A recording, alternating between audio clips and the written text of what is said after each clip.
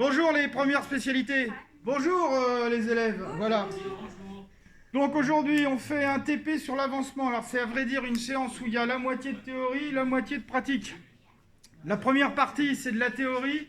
Ça va être de répondre aux différentes questions pour remplir les tableaux, pour revenir sur la notion d'avancement qu'on a vue au cours précédent avec les sandwichs. Vous vous rappelez, les sandwichs formés de 2 tranches de pain et d'une tranche de jambon. Donc nous, on va travailler sur l'avancement aujourd'hui. Sur la feuille réponse, Ginène, on se tait, merci. Donc sur la feuille réponse de l'activité d'aujourd'hui, je la présente à ceux qui ne sont pas là. Elle sera bien sûr en PDF comme d'habitude sur Pronote. Sur la feuille réponse, on vous a déjà tracé les tableaux, il n'y a plus qu'à mettre les résultats. Alors, la première chose à faire pour répondre aux questions, c'est d'aller bien sûr sur le site Ostralo, comme ça se prononce, O-S-T-R-A-L-O, et d'aller sur l'animation de chimie, avancement. Une fois qu'on est sur cette animation, on voit qu'on peut tout modifier sur cette animation. On peut modifier les coefficients stoïchiométriques de l'équation de la réaction chimique, et on peut aussi modifier les conditions initiales, c'est-à-dire les quantités des réactifs, et on a directement la réponse en quantité, en nombre de moles, pour chacun des produits qui sont au nombre de 2, C et D. A et B, c'est les réactifs, C et D, c'est les produits. Enfin, ce sont les produits. Alors, choisir l'état initial, 5 moles pour chacun des 2 réactifs, et faire évoluer la réaction jusqu'à l'état final.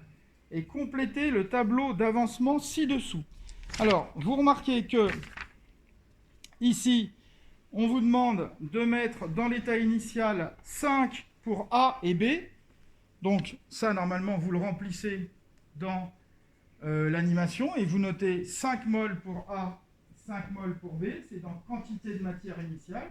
Vous pouvez le changer, vous allez avec votre souris sur les valeurs du nombre de moles et vous le modifiez. Donc vous mettez 5 pour A et 5 pour B, c'est là. 5 en bleu et 5 pour B en rouge. Allez-y, modifiez-le. 5 pour les deux. Et vous faites évoluer jusqu'à l'état final. Je vais faire un tour dans la classe, je vous reprends tout de suite. Bonjour, me revoilà. Bon, donc, chut, vous avez 2 lignes dans ce tableau. La première, état initial. Qu'est-ce qu'on marque sous A et sous B, s'il vous plaît? J'écoute. Là, on va avoir une rumeur qui va partir. Que des bonnes réponses. 5. Bien évidemment, dans la ligne état initial, sous A, on marque 5. Sous B, on marque 5. Et sous C et D, qu'est-ce qu'on marque? 0, 0. Merci Ali, puisque c'est l'état initial, la réaction n'a pas commencé. Passons maintenant à l'état final. Ça, normalement, en actionnant la petite molette qui permet d'avancer la réaction, on va jusqu'à la fin de la réaction. On voit que les quantités de A et B diminuent et que celles de C et D augmentent. Et ça s'arrête à quel moment? Quand il n'y a plus ni A ni B, d'accord? Et que C et D ont été produits. Alors, on va remplir maintenant l'état final. On obtient quoi pour A et B? 0, 0, merci. Et pour C et D, 5 et 5. Nous sommes d'accord. Et je vous rappelle qu'il faut utiliser l'application Ostralo. Alors, décrire l'état final. Qu'est-ce que ça veut dire décrire l'état final? Ça veut dire ce qu'il y a à la fin, ce qu'on obtient à la fin. Il suffit de dire que A et B ont été consommés totalement. Vous êtes d'accord? C'est ce qu'on a marqué. 0, 0. Donc les réactifs A et B ont été consommés entièrement. Nous sommes d'accord? C'est ce qu'il faut noter. Je ne vais pas avoir le temps de revenir, hein. J'en vois qui regardent je sais pas quoi, leurs genoux, comme d'habitude, qui sont passionnés par leurs genoux. Hein, c'est normal quand on a des genoux aussi beaux. Et donc, je ne vais pas avoir le temps de revenir, je voudrais finir la théorie dans l'heure. Merci. Donc, on a dit pour l'état final, on a consommé en entier A et B, d'accord? On a produit 5 moles de C et 5 moles de D. Oui? Formidable. Alors, peut-on parler de réactif en excès ou limitant? Si oui, précisez quel est le réactif en excès et quel est celui limitant. Alors, qu'est-ce que ça veut dire? C'est du vocabulaire particulier ici, avec lequel il va falloir se familiariser. C'est le vocabulaire réactif limitant et réactif en excès. Alors, qu'est-ce que ça veut dire? Limitant, comme son nom l'indique, ça veut dire que c'est le réactif qui va limiter la réaction. Nous sommes d'accord? C'est-à-dire celui qui va l'arrêter. Alors, pourquoi une réaction s'arrête? Parce qu'il manque d'un des deux produits. On l'avait vu avec les sandwichs.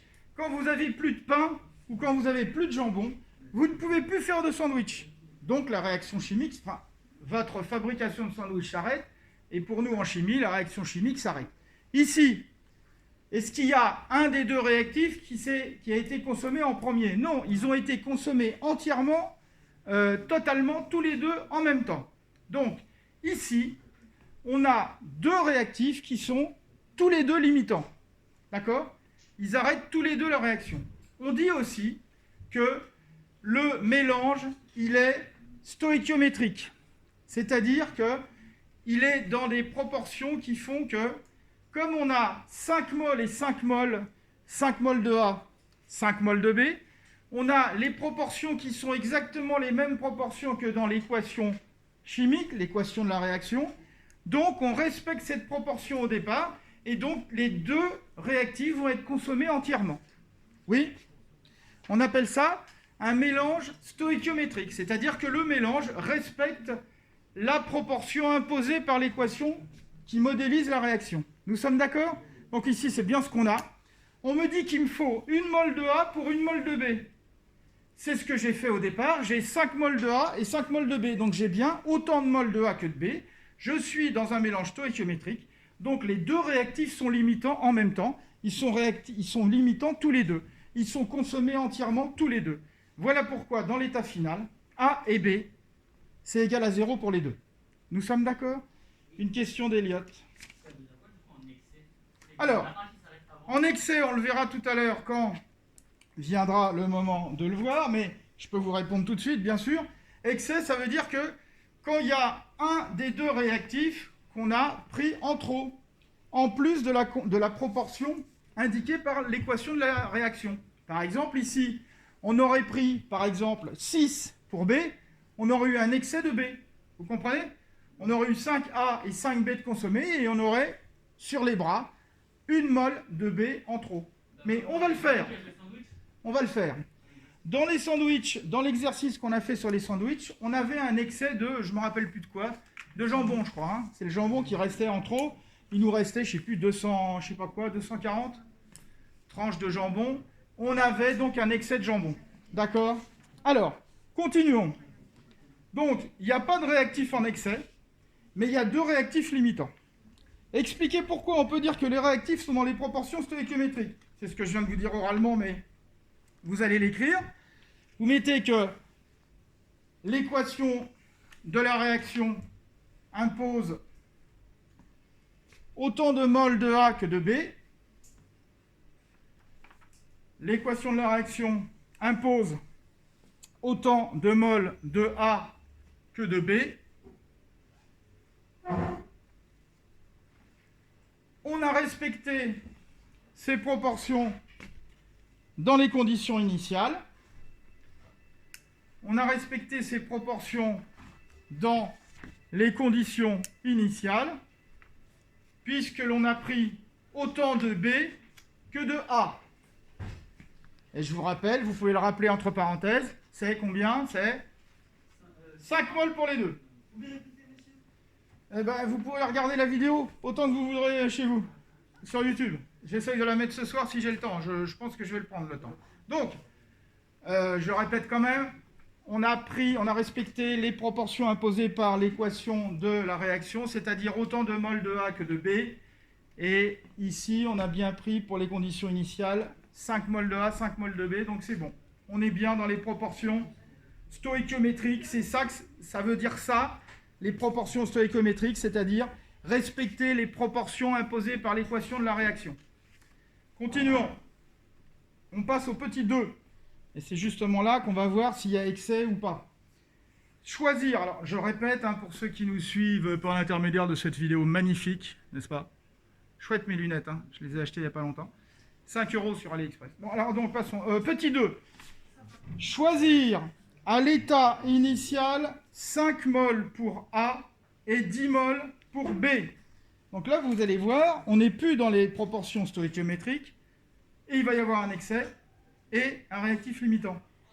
Faire évoluer la réaction jusqu'à l'état final et compléter le tableau d'avancement ci-dessous. Je vous laisse faire. Faites-le. J'attends quelques minutes et on répond après. Je fais une petite pause parce que... voilà. Nous revoilà donc pour répondre à la question numéro 2. Alors cette fois, on essaye de mettre 5 moles pour A dans les conditions initiales et 10 moles pour B. Sauf qu'on vient de me faire remarquer que c'est une nouveauté de cette année, Australo ne veut pas mettre 10 moles pour B. Eh bien, on va se contenter de 9. Et puis, on discutera des résultats après. C'est pas très grave. Donc, on met 5 pour A et 9 pour B, puisqu'on ne peut pas faire plus dans Australo. Faire évoluer la réaction jusqu'à l'état final et compléter le tableau. Alors, comme tout à l'heure, état initial, qu'est-ce qu'on met dans la première ligne? Pour A et B, on met quoi? A, on met 5. B, on met 10. On est d'accord? Qu'est-ce qu'on met pour C et D? 0, 0. Il faut prendre ce réflexe. Ensuite, état final. C'est là qu'il va falloir adapter les résultats donnés par Australo parce qu'il ne veut pas prendre 10. Mais c'est pas très grave. Alors, il reste combien pour A à la fin? 0.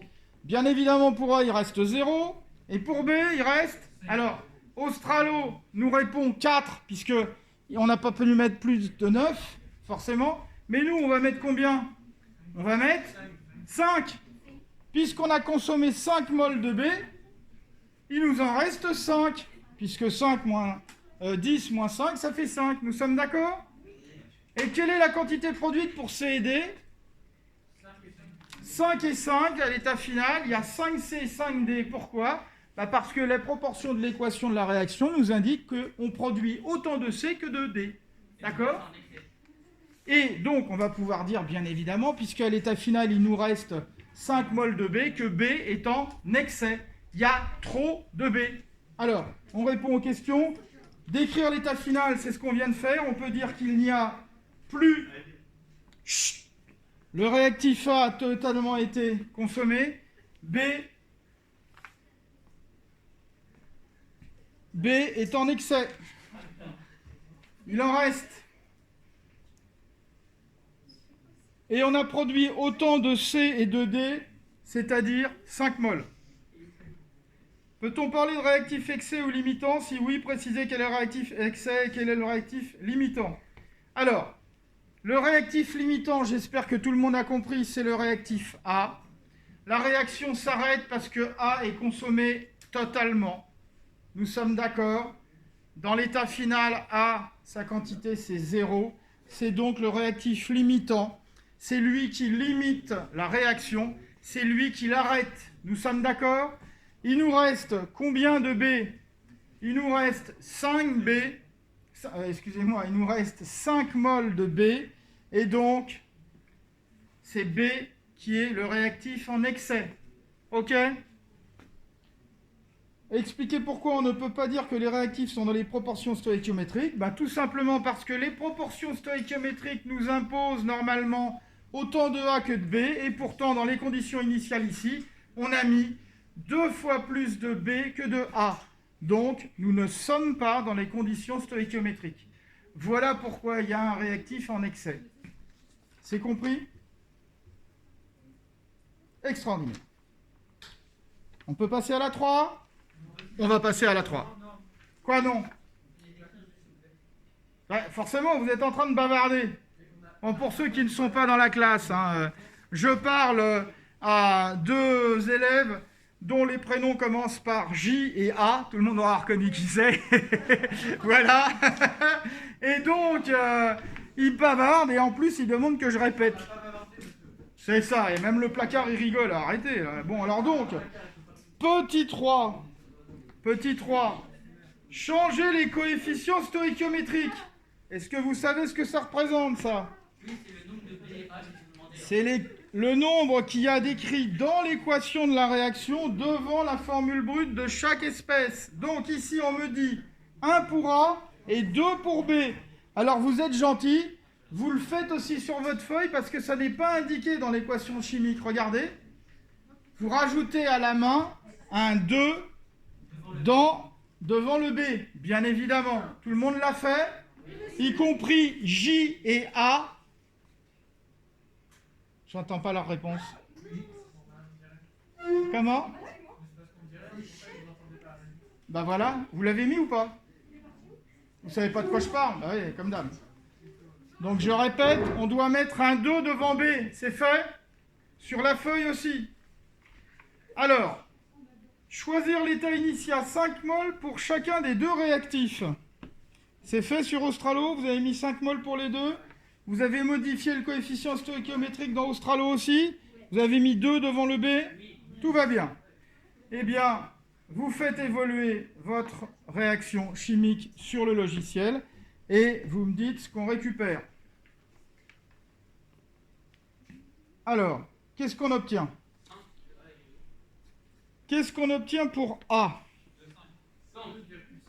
À la fin, 2,5. Qu'est-ce qu'on obtient pour B? 0.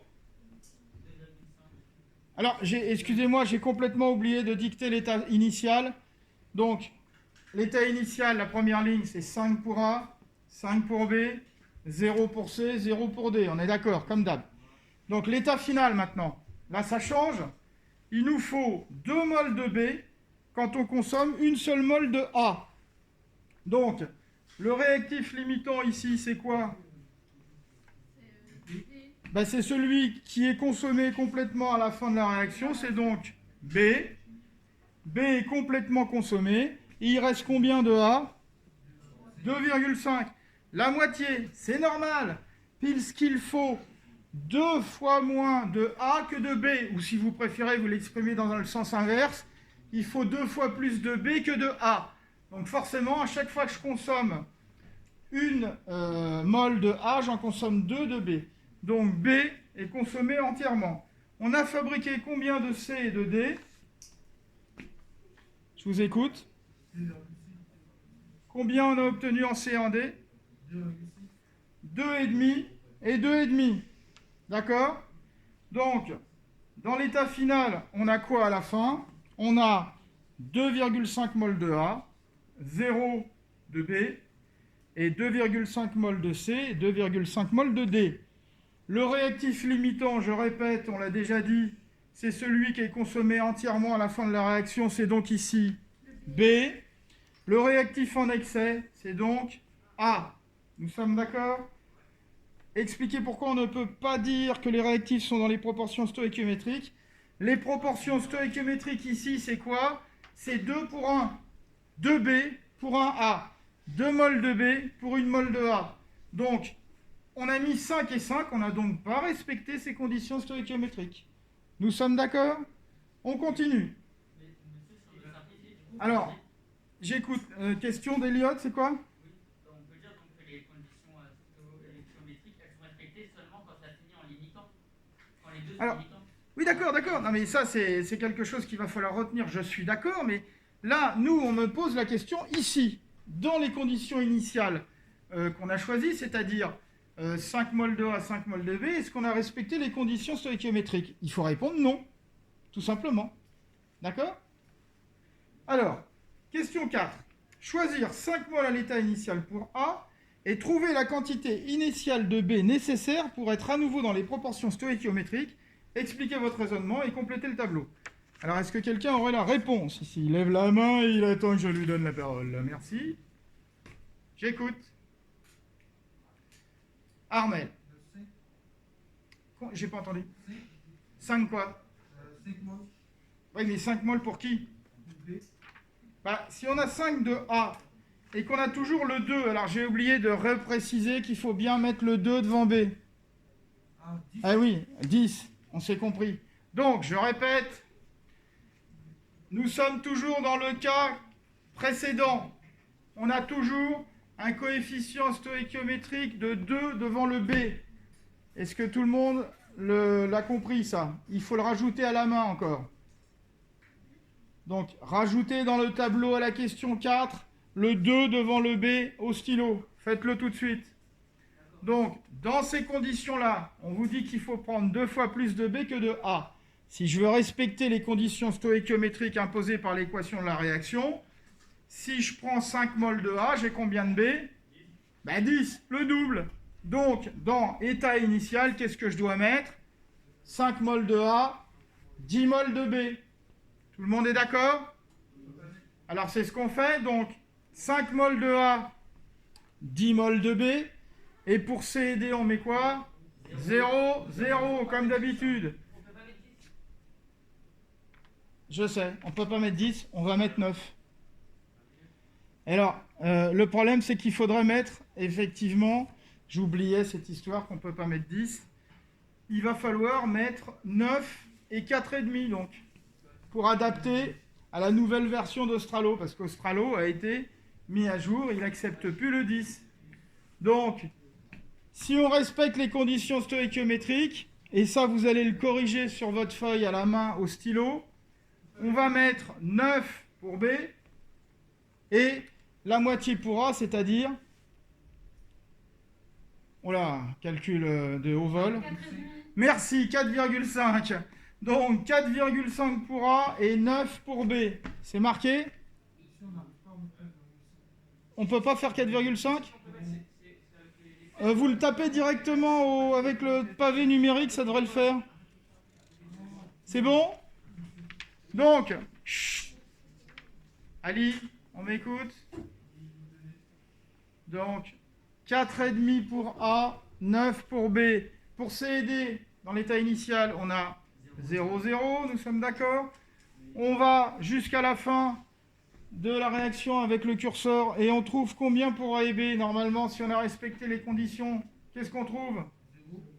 0, 0. On est dans le cas du mélange stéréométrique puisqu'on a mis 2 fois plus de B que de A. Et on a fabriqué combien de C et de D? 4,5 et 4,5. OK?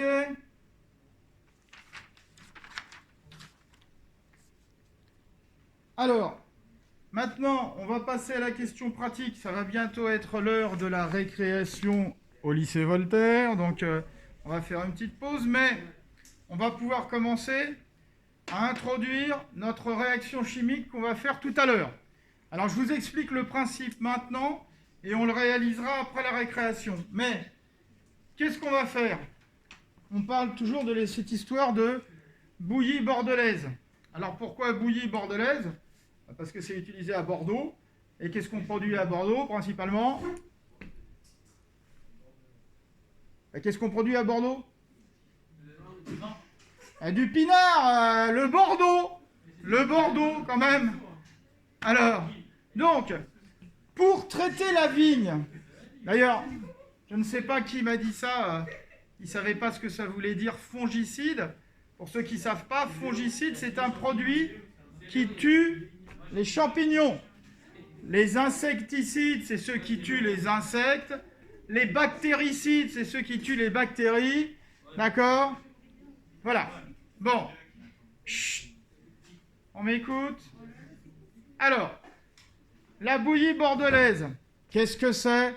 En fait, c'est tout simplement un produit à base de cuivre. Il faut savoir que le cuivre est un métal lourd et c'est un métal qui est très utilisé dans tous les produits désinfectants et qui a une bonne action justement de fongicides, de pesticides, de tout ce que vous voulez. Ça tue un peu tout ce qui bouge, hein, le cuivre. Donc c'est utilisé dans plein de produits, que ce soit des produits dans l'agriculture, en aquariophilie aussi. On utilise beaucoup le cuivre pour désinfecter les aquariums. Je ne vous fais pas un dessin, alors là je m'adresse à ceux... vous êtes un peu jeunes pour connaître ça, mais il faut savoir que le stérilet... Vous savez ce que c'est un stérilet? C'est un matériel de contraception qui permet justement d'éviter d'avoir des enfants et qui est au cuivre aussi. parce que naturellement, le cuivre, il a une action bactéricide, c'est-à-dire que ça tue tout ce qui bouge, hein, vraiment. Et d'ailleurs, c'est pas terrible. Le cuivre, c'est quelque chose qu'il ne faut pas avoir trop dans l'organisme. Alors, ici, on va avoir affaire à du cuivre sous forme Cu2+, c'est le sulfate de cuivre. Je crois que dans l'introduction, la formule est donnée. Hein. C'est Cu2+, pour les ions positifs, SO4- pour les ions négatifs, c'est ce qu'on appelle les ions sulfates. Ok ? Nous, c'est ce qu'on va utiliser ici, les ions sulfates de cuivre. Alors, la bouillie bordelaise, ça contient aussi des ions OH-, parce que c'est basique. Hein. D'accord ? Donc, nous, ça va être quoi le principe de cette expérience ? Eh bien, on va avoir combien de groupes, là, ici ? 1, 2, 3, 4 groupes. Combien il y en a d'indiqués sur la feuille ? 7. C'est embêtant. 1, 2, 3, 4, 5, 6. Bon, je crois que tout le monde va manipuler malgré les oublis de blues. On va faire bien les 7 groupes. Le 7e groupe, ça sera moi. Alors, comment on va procéder ? Vous allez tous avoir exactement la même quantité de sulfate de cuivre, qui est une solution bleue, parce que l'ion Cu2+, l'ion cuivre 2, en solution aqueuse, il a une teinte caractéristique bleue. Je la montre à l'antenne. La voilà, le sulfate de cuivre. Donc ce sulfate de cuivre, on va donner exactement la même quantité à tous les groupes. Je ne sais plus, c'est marqué sur la feuille, vous regarderez. Par contre, chaque groupe va avoir une quantité de soude différente. Alors je montre avec quoi on va prélever la soude. Voilà la burette. Voilà une burette qui va être remplie de soude. Et chaque groupe